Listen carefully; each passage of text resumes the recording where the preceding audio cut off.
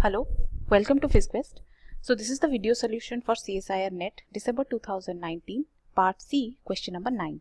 The question is, the Hamiltonian of two particles each of mass m is given as h is equal to p1 square by 2m plus p2 square by 2m plus k q1 square plus q2 square plus 1 by 4 q1 q2. Here q1 and p1 and q2 p2 belongs to the position and momentum coordinates of the two particles, and where k is greater than 0 is a constant, we need to find out the value of the partition function, and the formula is already given here. So here 4 options are given and we need to choose the correct option. So let's get started. So this question comes from the section Statistical Mechanics, and the concept involved here is partition function. So partition function is an important concept in statistical mechanics. What statistical mechanics does is, it explains the properties of a macroscopic system by studying the properties of its microscopic constituents. So by macroscopic constituents, I mean the individual atoms or molecules which forms the system. Now in this process, the concept of partition function plays an important role. So we can say that partition function is that parameter which connects the microscopic properties of the individual molecules with macroscopic properties of the system.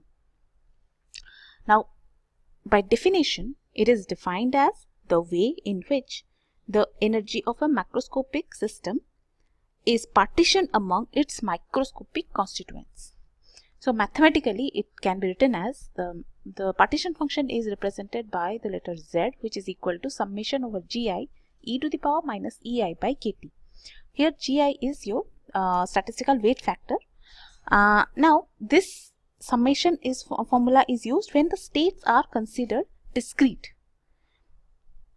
But when the states are continuous, this summation is replaced with an integral. So which is given in our question.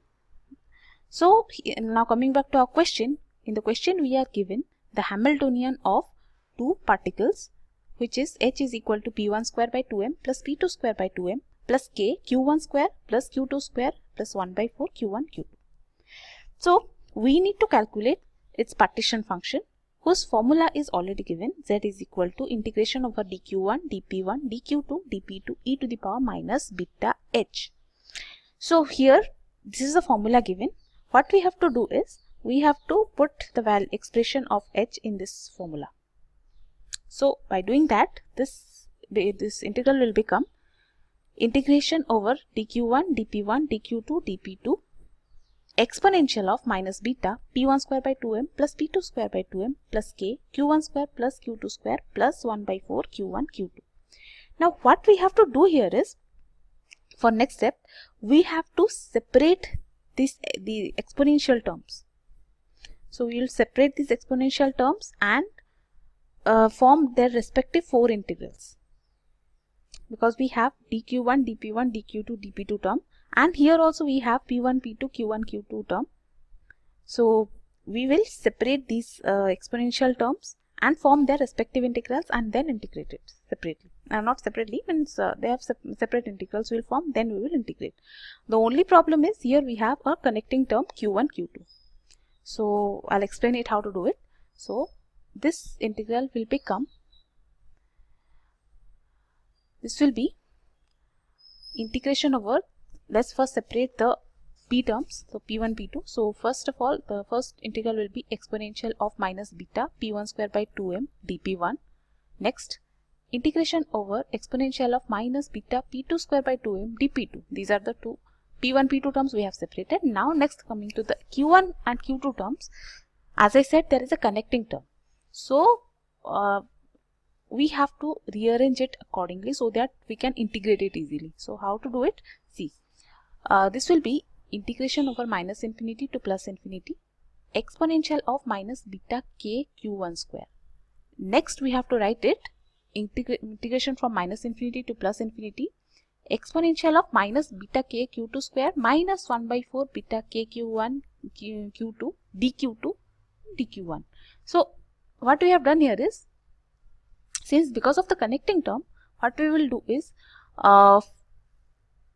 we will first we will not separate it because we cannot actually. We will include this in the Q2 term, and here we will consider Q1 as constant, and then we will integrate over Q2 here, this integral. So whatever term we get, the answer whatever we'll get for this integral will have a Q1 term in it. So that answer we will include in this integral and then integrate it over dq1. So ultimately this can give you the answer, and these two terms can be integrated separately. So that will be not an issue. So these two terms, now if you look at here, all these terms, if you look, these are exponential term and their power raised to a square term. So these are called actually the Gaussian integral terms, and they have their separate formula, which we will, if you remember them, it will give you a direct answer, and it will be easier for you to proceed with this integral easily. So these are these two integrals are Gaussian integral of the form of exponential of minus ax square dx, and its answer will be square root of pi by a. So in this case, if you look closely here, our a is equal to beta by 2m. So here, next, this term is of the form of exponential of minus ax square plus bx dx. This is another form of Gaussian integral whose answer will be equal to square root of pi by a exponential of minus b square by 4a. So if you look closely here, this integral, here we have considered Q1 as constant. So here a will be equal to minus beta k and b will be equal to beta k by Q1 divided by 4.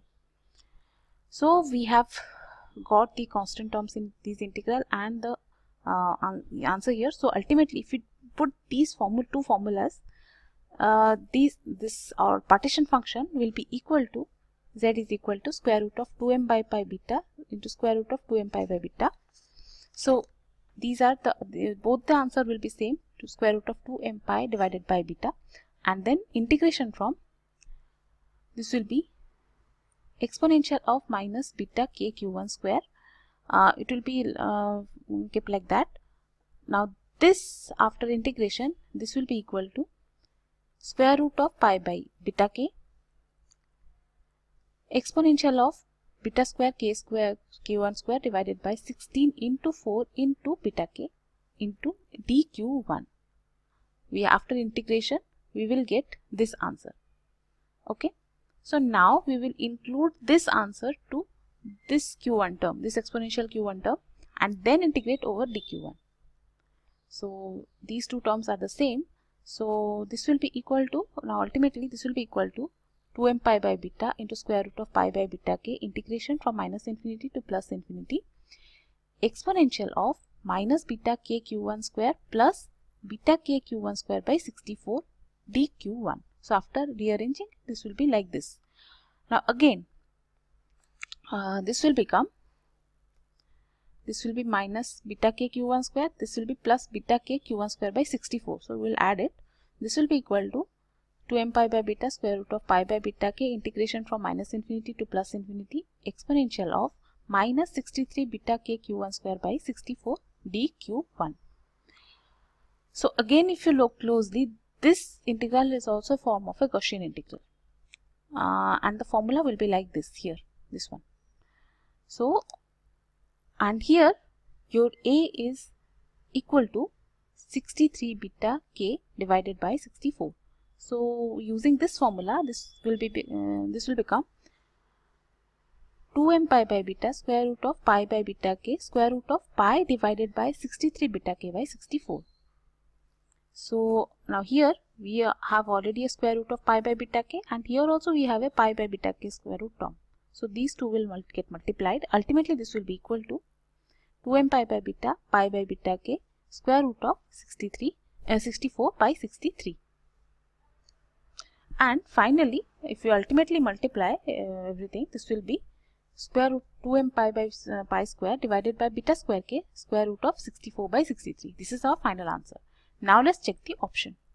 Now if you check the option, you can see that option D is matching with our result. So the correct answer for this question is option D.